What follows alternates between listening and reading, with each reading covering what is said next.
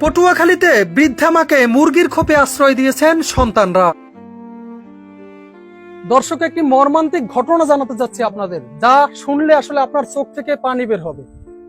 আপনি নন, শুধু যে কোনো হৃদয়বান মানুষের চোখ থেকেই পানি ঝরবে। বলা হয়ে থাকে মায়ের পায়ের নিচে সন্তানের বেহেশত, কিন্তু সেই মায়ের প্রতি যখন এরকম অবহেলা করা হয়, জন্ম দিয়েছেন যিনি, সেই মাকে যদি এরকম একটি মুরগির খোপের মধ্যে আটকে রাখা হয়, তাহলে যেন আল্লাহর আরশ কেঁপে ওঠে, সন্তানের জান্নাত যেন হারাম হয়ে যায়।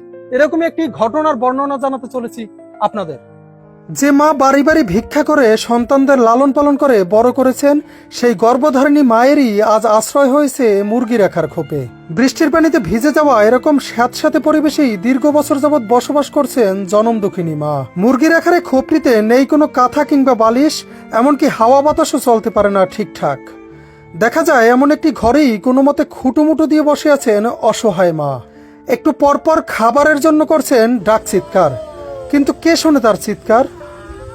জানা যায় ঝড় বাদল যাই হোক না কেন, সকাল হলেই বৃদ্ধা মাকে মুরগির খোপে রেখে কাজে চলে যান সন্তান ও পুত্রবধূরা।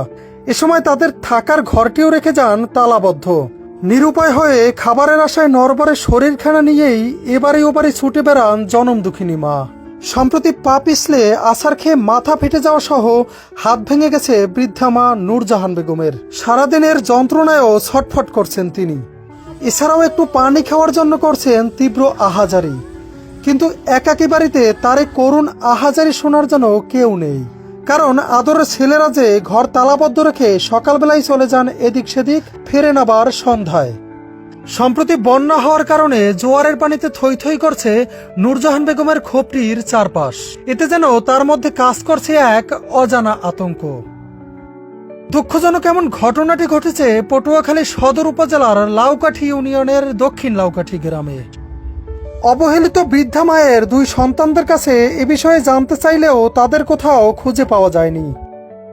10 মাস 10 দিনের তীব্র কষ্ট, প্রসব বেদনা, নিজে না খেয়েও সন্তানকে খাওয়ানো, ছোট থেকেই আদর যত্নে সন্তানদের শখ আহ্লাদ পূরণ করে বড় করা, এত ত্যাগ স্বীকার করেও মা নামক জান্নাতের টিকিট কি শেষ বয়সে এসেও একটু যত্নের ভাগীদার হতে পারেন না?